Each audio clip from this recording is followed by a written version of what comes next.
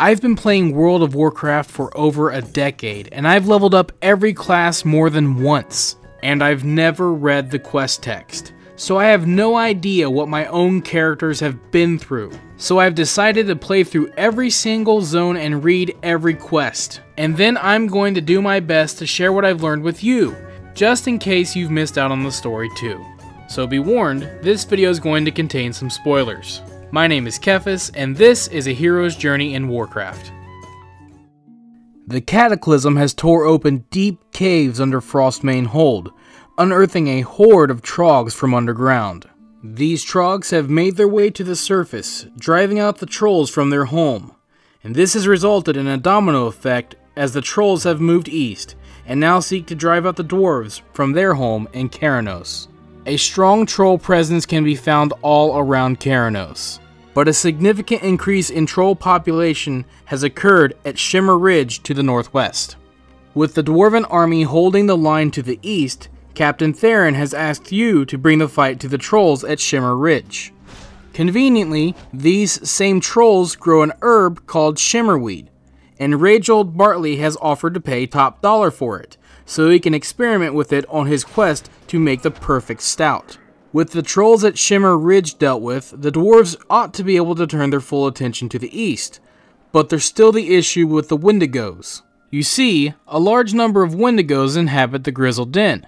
They aren't necessarily much of a threat for the town, but for traveling merchants and citizens passing by along the road, it's a different story. Many are killed along the roadside, and the Windigos pilfer their supplies. Captain Theron sent a squad of mountaineers to keep an eye on the Windigos, but he needs them on the troll front now. So he sends you to cull the Windigo population, retrieve any pilfered supplies, and tell the mountaineers to return to Keranos for further orders. Each mountaineer leaves behind a gnomish sentry bot to continue surveillance on the Grizzled Den, and with the Windigo population brought down, they shouldn't cause any more trouble. Full attention can now be directed towards the Frostmane front to the southeast. Most of the military and steam tanks are tied up down there. Things aren't looking good, as the trolls have deployed mysterious totems that choke and incapacitate anyone who comes in range. You are sent to rescue the captured soldiers, but before heading out, you meet a gnomish engineer named Razzle Sprysprocket. Razzle would like to return to Morogh and continue his research on a cure for irradiated gnomes, but he's been a citizen of Keranos for a long time and wants to defend it. He needs gyromechanic gears to repair the steam tanks. Fortunately, the trolls have taken a liking to these gears, and a lot of the ones fighting on the front lines are in possession of some. You enter the front lines, and using a rune of fire, you burn down the totems and free the captured mountaineers, while collecting gyromechanic gears from the trolls you bring down. With the totems destroyed and the steam tanks in full repair, the dwarves can press the attack on the front, while the gnomes attack from behind enemy lines. The Morogh covert ops have found a way to get behind enemy lines without alerting any hostiles. It's a device called the Deployatron located at Steegrill's depot. The device zaps you with electricity, sending you flying high in the direction you want to go, and uses a VLD or Very Late Deployment parachute. Don't worry, it's ultra safe. Using the device, you join the gnomes, remarkably intact, behind the lines to assault Frostmane Retreat. Frostmane Retreat is the final frontier for the Frostmane trolls, so a calculated assault should quell the incursion. It turns out that during the initial Trog onslaught back at Frostmane Hold, the troll chieftain was killed in action.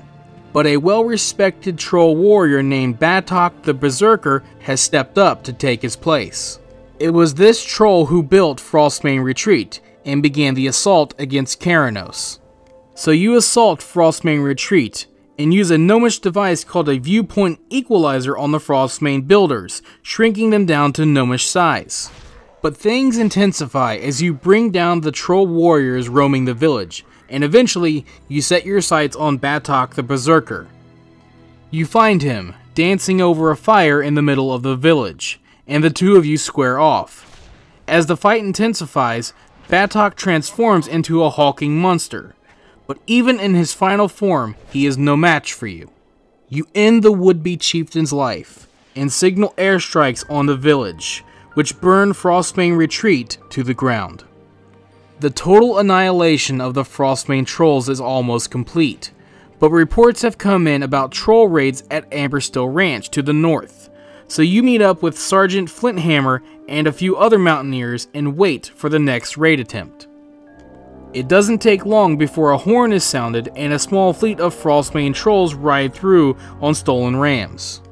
But you and the other mountaineers won't let them take the rams without a fight, and only one of them is able to get out of the ranch alive. So with the raiders weakened and on the run, it's time to press the advantage. The trolls have been stealing rams for a while, and a lot of them can be found on the fields to the south. But with the sharp whistle, their training takes over and they return to the ranch, to the delight of their owner, Varen Amberstill. But Rudra Amberstill has a different problem.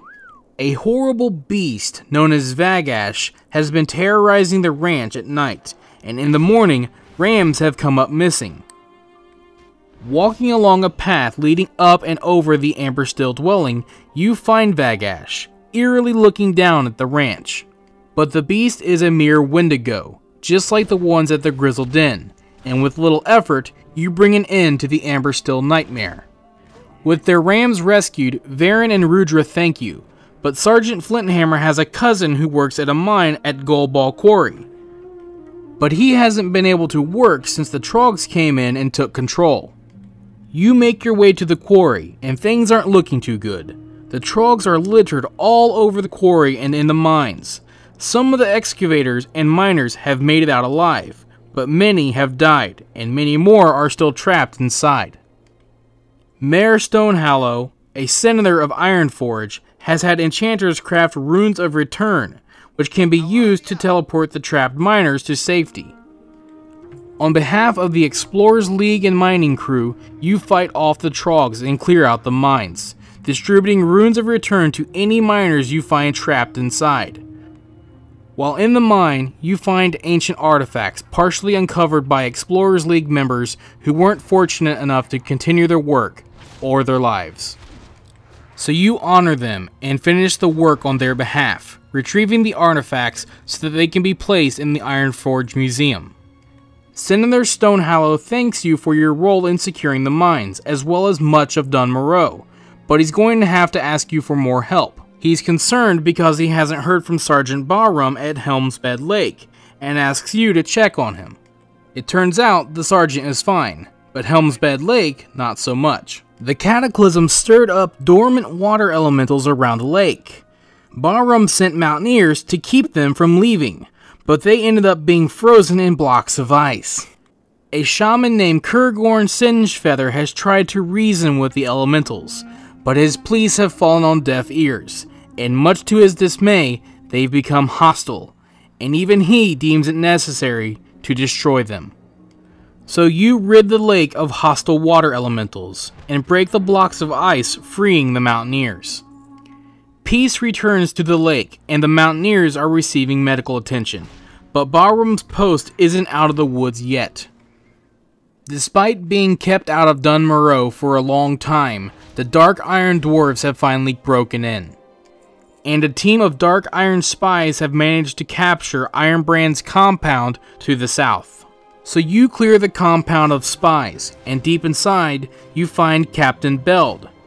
So you eliminate him, and discover that he is in possession of attack orders, which reveal that the Dark Irons are planning a large-scale attack on the Ironforge airfield, and since most of the Dwarven forces have been dispatched all throughout Dun Morogh to deal with the various threats, an attack like this would cripple the defenses of Ironforge.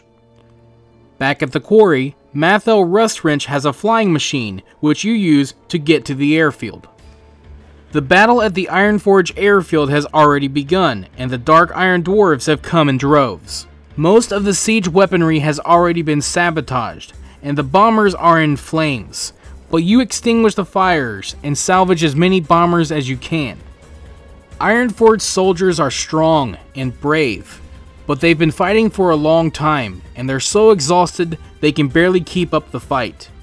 So you plant banners all over the battlefield and rally the dwarves of Ironforge to fight even harder. As you revitalize the morale of the troops, the engineers have managed to restore one of the bombers to working condition. Using it, you fly over the battlefield and behind the line, and unload bombs on the Dark Iron soldiers and any of their war golems waiting to be deployed. Thanks to your efforts, the momentum has shifted in Ironforge's favor, and you push forward to the heart of the battlefield. There you find the Dark Iron leader, General Grimax, standing atop his war golem attempting to rally his troops, but you dismantle the war golem, leaving Grimax defenseless. "Long live the Dark Iron," he shouts before you take his life, and drive the final nail in the coffin of the failed airfield assault. Grimax may have been the general leading assault, but he's not the leader of the Dark Iron Dwarves. Moira, Empress of the Dark Iron Dwarves, and one of the members of the Council of Three, must answer for this Dark Iron assault against Ironforge. Moira doesn't take kindly to your intrusion into the Ironforge throne room, but when confronted with proof, she changes her tone rather quickly.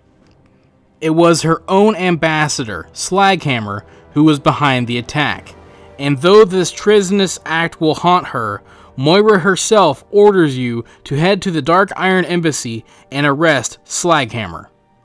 You find the traitorous ambassador eerily waiting for you to take him in, and he goes without any resistance, saying that his purpose in his master's plan is complete. Moira denounces her former ambassador and sentences him to the dungeon. But Slaghammer responds in kind, denouncing her son as king and proclaiming his loyalty to the Twilight's Hammer. The whole situation with the Dark Iron Dwarves seems sketchy at best, but Moira's intentions seem to be noble. She warns that more Dark Iron are siding with the Twilight's Hammer, but she calls to remain vigilant against them for the sake of her son, and the future of Ironforge. That whole debacle has been dealt with, but you notice that Mountaineer Barleybrew has been waiting in the throne room for some time, seeking audience with the Council of Three, but they've been too preoccupied with other matters, and are basically ignoring him. He comes from Loch Modan to the east, and says that things are getting pretty rough over there. He hopes that if the Council of Three won't listen to him, maybe you will. So you agree to provide assistance to the Mountaineers, and hop on a griffin to take you to the south gate of Loch Modan. If you enjoyed this video, let me know by hitting that like button, and feel free to share it with your friends so they can enjoy it as well. You can also subscribe to the channel and follow me on Twitter at TheKephas to be notified as soon as new videos are posted. Thanks for watching, have a wonderful day, this is Kephas, until next time.